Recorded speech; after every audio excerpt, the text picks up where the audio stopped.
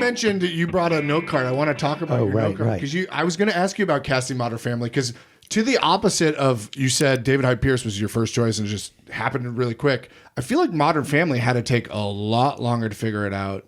Was there any sort of tricky? Was Eric Stone Street the tricky one to cast? Did he take the longest, or what was your experience with casting that? There were some that happened. Every person that we cast, there was a story to it. The easiest one that happened was Sofia Vergara because she was really the only one we wanted, and she was the prototype for the part. Yep. And we made her the offer, and she read it and said yes. And that was the only one that was that. But we did a lot of casting. Actually, the roles of Claire and Phil, Julie Bowen and Ty Burrell's roles were the hardest to do. Really? And Why they is took that? the longest. Well, for Ty, for Phil, the creators of the show, Chris Lloyd and Steve Levitan, had worked with Ty before, as had I, and they created the part with him in mind. He was the prototype. And they were so confident that he was the guy. I mean, it was so clear. And we still had to take him to the network, and he had to test and read in front of the studio executives, which he did. And they said no. They said they don't see it. And he had done a pilot for ABC, where Modern Family was,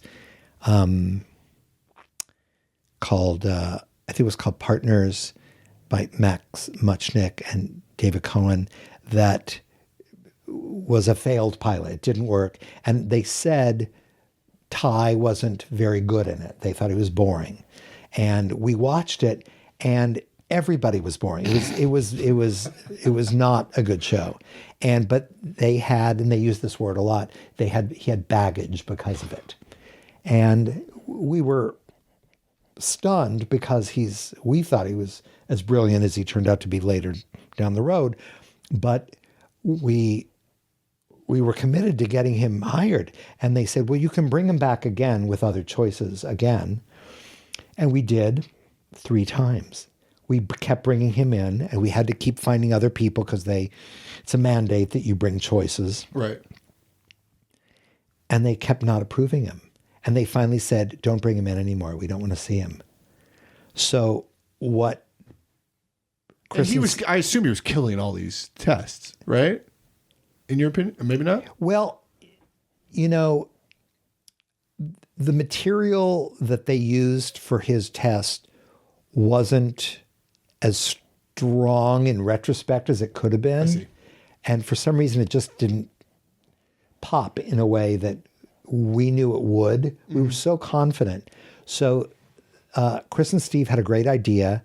They said, we're going to film a screen test. So we're not going to bring him in the room in person, which they were doing.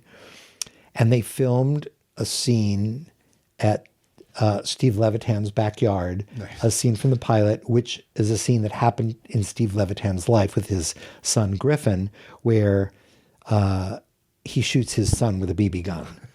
And they shot it with Ty and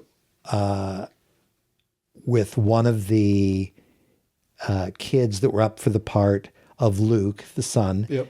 Turned out to be the Luke we used, nice. Nolan Gould. And our director, Jason Weiner, directed it. And when we showed it and by the way, we were about to start filming in 3 days by this point. Geez. So it was down to the wire. And we brought the tape of him in along with live auditions from Tony Hale and Steven Weber, who were there. And when Steve McPherson, the president of ABC, saw that audition of Ty's, it changed his whole opinion of the show because he saw what the style of the show was, which is this, faux documentary style that they used. And he just got it. And Ty sold it in such a great way that in that moment, and because of that audition, Steve McPherson became a major cheerleader for the whole project. It really turned him around. Wow. So that's how we got Ty, but we really brought him in many times And it was super frustrating. Yeah. And I had to keep finding other guys that were good enough to bring in, although we always wanted Ty to get the part. That's what's so frustrating. Like, we all know auditions are very different than the actual thing, but like, that's why I took like this audition class I'm in, because I'm like, I could take an acting class, but auditions are not the same muscle, not the same thing. And it's like, do you get really frustrated when non-creative people are telling you and other creatives how to go about approaching? No, because they were creative people. I mean, they're just doing the job the best they know how. And that was their feeling about Ty. Sure. And we just had to change their mind. And it's rare that you get to change their mind. In fact, Steve McPherson was the president of the network, and he literally said, "I was wrong." Wow. And you never hear that. Yeah, I love that.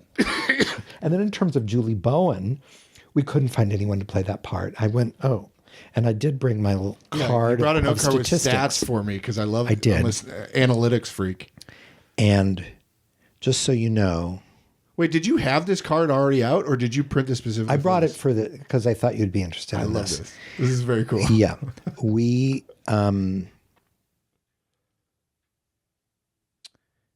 saw a total of 212 Claires. Okay. And we couldn't find it. We just didn't find the right person. And in desperation, also 3 days before we were about to start shooting, wow, I was just out of people to bring in. So there were 2 or 3 actresses who didn't come in because they were pregnant and showing. And Julie Bowen was one of them. Oh, interesting. So I called the agent, said, she should come in anyway. I didn't ask my producers if it was okay, because they would have said no. So I just brought her in, and she had already booked out for the season. She was, I think, 3 weeks away from delivering twins. Oh, wow. So she was big. She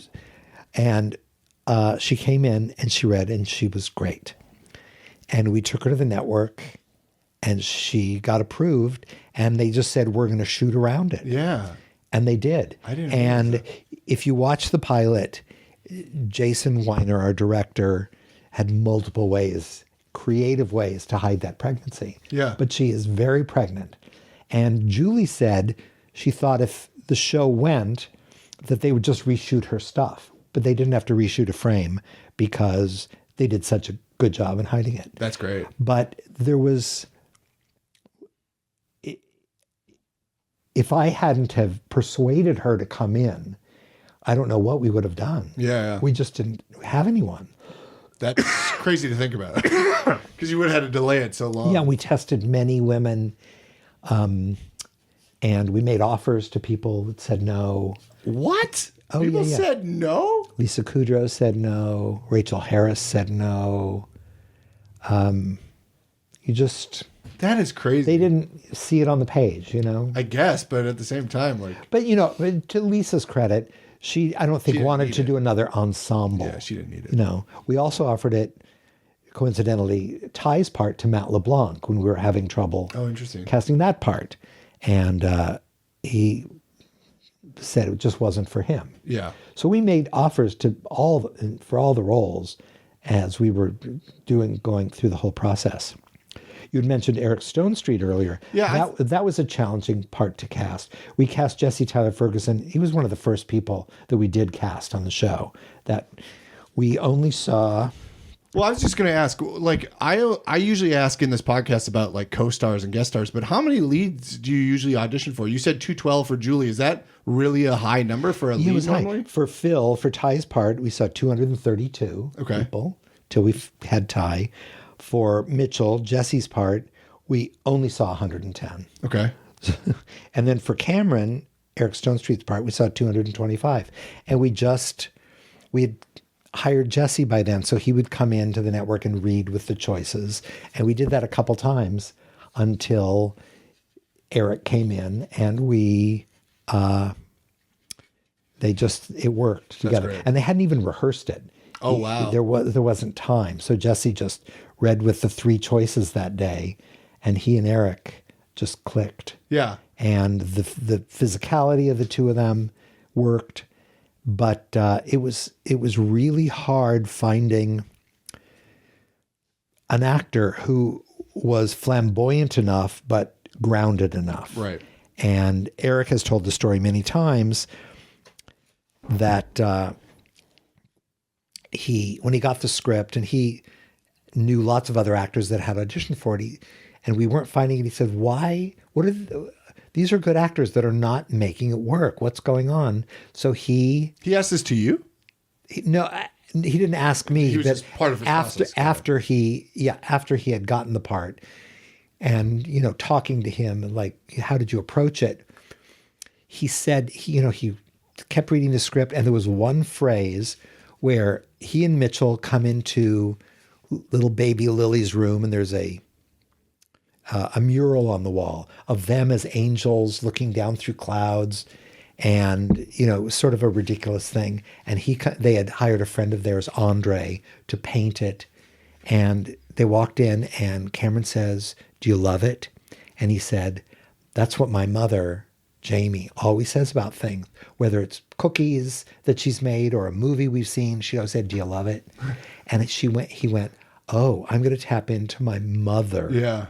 And, Eric is a very masculine guy. He is nothing like that part. Right. But he channeled his mother, Jamie, but also kept who he was.